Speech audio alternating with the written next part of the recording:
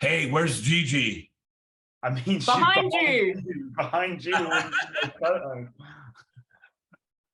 So, all right, I don't have COVID, okay? So I'm good.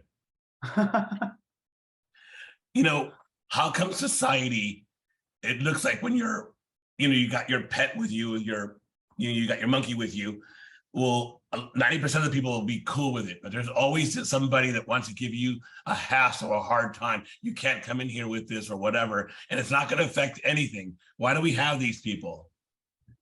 Because they don't understand. Because there's an ignorance. They don't understand or appreciate the situation. Or they have different views. I think it's just different belief systems. Like what I would say is that I think animals can often tell when people are in pain. So I understand why there's a lot of animals, especially ones that are trained, like, service dogs and stuff. They're attracted to, people who are dealing with stuff as a form of like comfort. And for both of you guys, how was it working with Gigi? And was Gigi really there all the time? Gigi was there a lot of the time. She was there a lot of the time, and it was a treat to work with her. Her real name's Ali, and she was a wonderful co-star. Really, I mean, so much fun. Yeah, we had Ali, and then there was a puppet, I think, and then there was a CGI monkey who was a metal ball on a stick. So there were 3 or 4 kind of versions of Ali. There were a couple other monkeys as well that were backup monkeys. Not as good, didn't make the cut, but just in case. So was that hard to do that, to interact with Puppet, the real monkey, and then the CGI situation?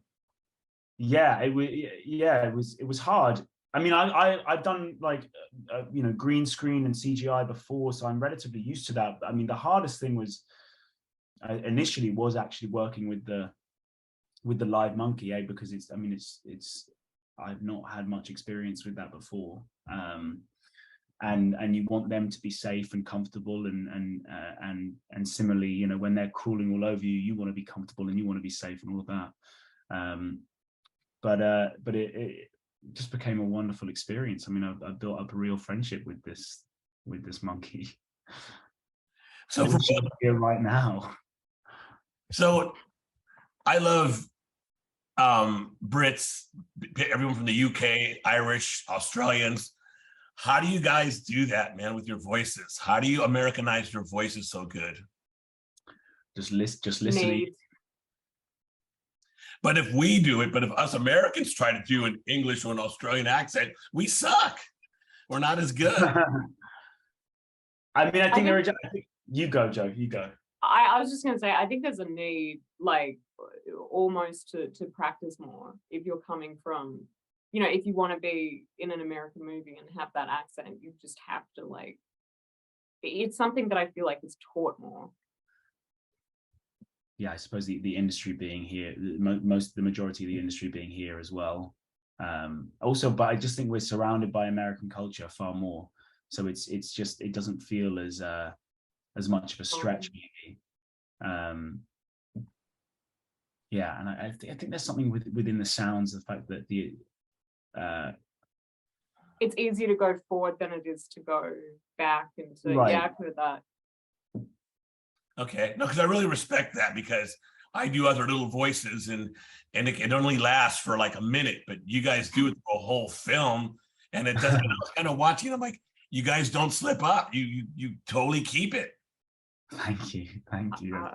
So the film made me cry. It's totally awesome, really fun to watch. So I think it's going to change this film will change your guys' lives more, because I think it's really going to touch people in a bunch of different communities in the world.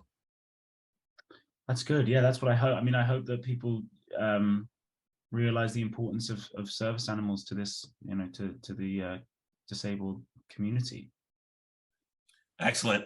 Great talking to you both.